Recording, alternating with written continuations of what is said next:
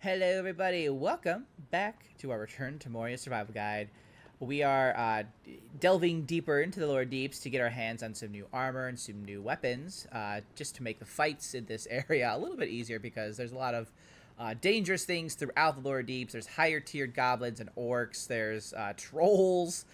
There's some boss fights down here that are pretty nasty. So having better weapons and armor is ideal for survival. And if you wanted to get your hands on these weapons and tools as well, you're going to need to come find these damage statues. They look just like this. You need 20 stone to repair them, and you only need your steel hammer to do the repair. So you don't really need like a higher tier hammer, thankfully, for the lower deeps statues. So let's go ahead and just repair this. And any number of recipes will drop. We just got one for the first age crossbow, which is nice. But for this one, we're actually after the Belegost Ringmail armor, and that is like your basic main armor type. But basically, that will also drop with these statues. You just have to kind of keep repairing these until you get the full recipe for the Belegost Ringmail.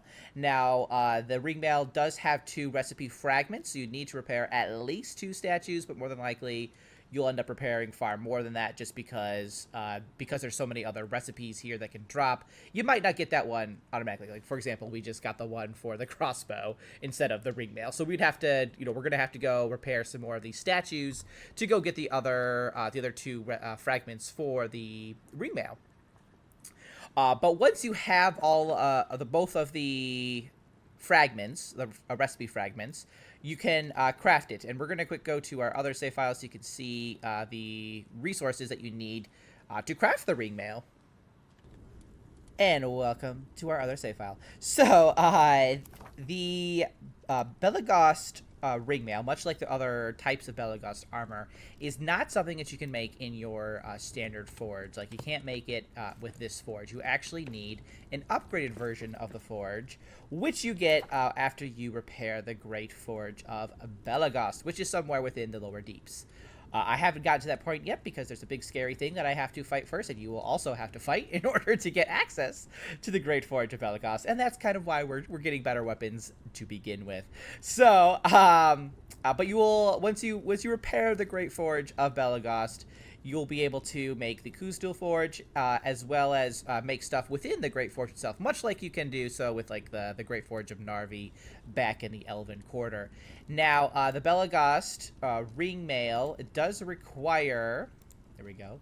It does require, like I said, both. You can make it either in the Kuzdul Forge or the Great Forge of Belegost. Here it is right here. And if you want to make this, you're going to need 4 Shinor ingots, 4 leather, and 3 Numenorian cloth. Now, the leather and cloth are pretty easy to get. If you don't know how to make these, I do have videos on them, but you just need to make it in the loom, basically. Very easy. And the Shinor ingots, they're a little bit harder to get, but you can make them. You can also kill some orcs to have them drop them.